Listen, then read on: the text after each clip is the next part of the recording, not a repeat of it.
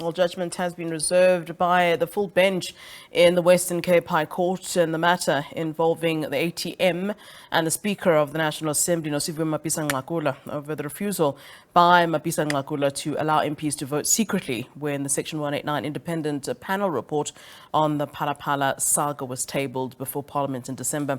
The report was subsequently not adopted by the National Assembly after it was publicly rejected by the majority of ANC MPs. Calls for secret voting by ATM and EFF were turned down by the Speaker. The ATM then challenged the Speaker's decision in the Western Cape High Court, while the EFF applied for a direct access to the Constitutional Court. All right, we are now joined via Zoom by the President of the African Transformation Movement, Mr. Vuyo Zungula, as we discuss the party's application to have the Speaker of the National Assembly, Nosiviwe Mapisa Nqakula's decision on the voting process in the Phala Phala matter in Parliament on the 13th of December 2022. A very good afternoon to you, sir. Thank you very much for joining us here on SABC News. Thank you, Flo. All right, let's start here. I mean, Parliament voted as per the proceedings, and of course, you lost on that vote. Why do you want this court interference? Are you suggesting that courts sort of, usurp their role? I mean, given the issue of the separation of powers here. Firstly, Flo, happy Valentine's and umhle kakhulu. Secondly, Flo, we have a constitutional democracy in our country, and in a constitutional democracy, all actions either of the executive or parliament must be consistent with the constitution. Now, the constitution expects parliament or mandates parliament to actually hold the executive accountable, make sure that it does it scrutinizes the work of the executive, scrutinizes what, the conduct of the president and the executive.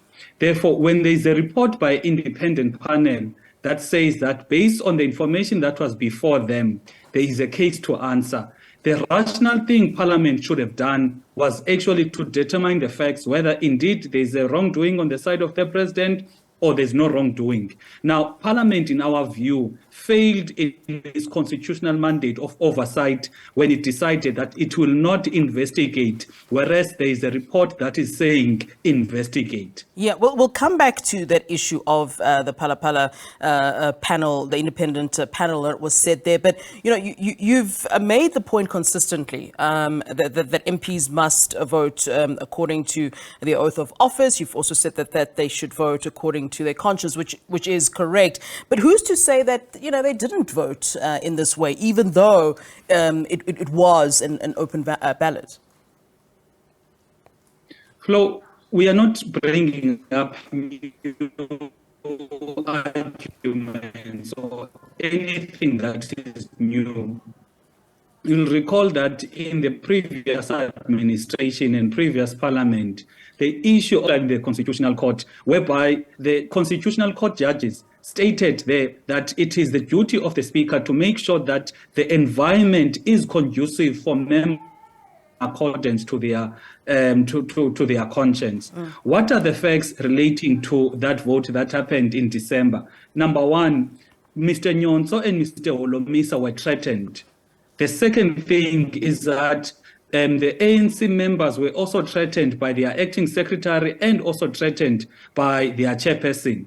Therefore, in light of that particular environment whereby it was toxic and it would have not made members of parliament to freely exercise their vote in accordance to the requirements of the constitution, that members of parliament, when they are sworn in to be members of parliament, they take an oath to be loyal and faithful to the country. Now, there is a party that said, vote a certain way, and if you don't vote a certain way, you will be disciplined. So our argument as the ATM is that in light of that, those facts, in light of the environment that was there, the Speaker did not take a rational decision. The Speaker did not do what is expected of her as the head of the legislative institution by creating a conducive environment whereby members can freely vote without the fear of consequences. Yeah, and let's talk about this independent panel. And of course, as we know, they did say that there seems to be a prima facie case to answer for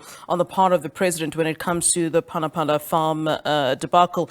You seem to agree with that. So talk to us about your views in general on this Palapala issue, because you've really seemed to be one of the main parties that have stuck to its guns when it comes to going back to that issue. What are your thoughts still on this? Firstly, it is unheard of that you are going to have a president of a country being accused, amongst other things, money laundering and kidnapping, the use of foreign currency.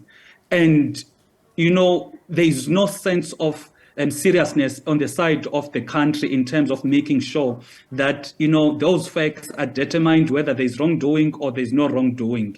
Because there's organized crime that is, prevalent in our society.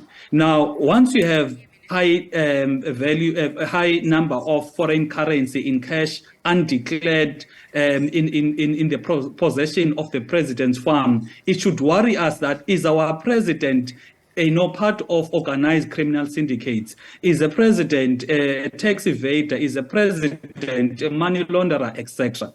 Therefore, there's no one flow between. In fact, in all over the country, there is no one that can confidently say the president is guilty of wrongdoing or the president is not guilty of wrongdoing. Now, the role of Parliament here, you'll recall that the president is elected by Parliament. The president accounts to Parliament. Parliament is the only institution that investigates or scrutinizes the actions of the president. Now, any rational institution in a proper democracy would investigate such claims so that the nation gets to be wiser whether their president is indeed a money launderer or a president, he's clean from any wrongdoing. Therefore, what we're saying as the ATM is that it cannot be business as usual. There can't be an independent panel, not just of abantu abathathwe esitratweni, but a former Chief Justice led that independent panel, and they came to a conclusion that there is a case to answer. There's prima facie evidence of a violation of the Constitution, serious misconduct. Therefore, if Parliament does not investigate, then it is failing in terms of what is expected to do in accordance to the Constitution. Let me ask you this then in closing, Mr. Zungula. Were you siding with the EFF recently during the State of the Nation address before the president was to speak, where they stood up and obviously protested? Can we then assume that ATM was on the side of EFF with that? And also another question relating to the EFF. The EFF has applied for direct access to the Constitutional Court. Are you also in support with that? Are you speaking with one voice on these particular issues? Yes. Before I was unlawfully kicked out in Parliament on Thursday, what I was raising was the point of orders I was raising was the conduct of the Speaker. Rule 66 speaks against any member from interrupting another member when addressing on a point. What the Speaker was clearly doing there, if a person was rising on a point of order, the Speaker was interrupting. And I felt that the conduct of the Speaker is actually making Parliament or that particular sitting not to be conducted, peacefully, not to be conducted in a way that, makes parties to be comfortable. That is the first issue. The second issue is that the Speaker read rules of Parliament selectively, preempting the conduct of the members of Parliament. And that is in violation of Rule 90 that speaks against the anticipation. Now, for the Constitutional Court, EFF has gone to the Constitutional Court for the same issues that we've gone to the Western Cape High Court for. So basically, we're speaking in one language when it comes to Mr. Ramaphosa accounting and Parliament doing what is expected of it in accordance to the Constitution. All right, let's leave it there. Thank you very much, Mr. Zungula, for speaking to us here on SABC News, and I'll wish you too a happy Valentine's Day. I hope you have a good one. Thank you very much.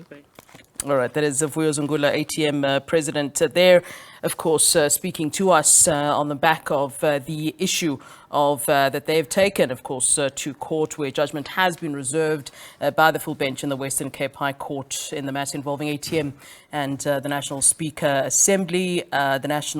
Speaker, Nosiviwe Mapisa Nqakula.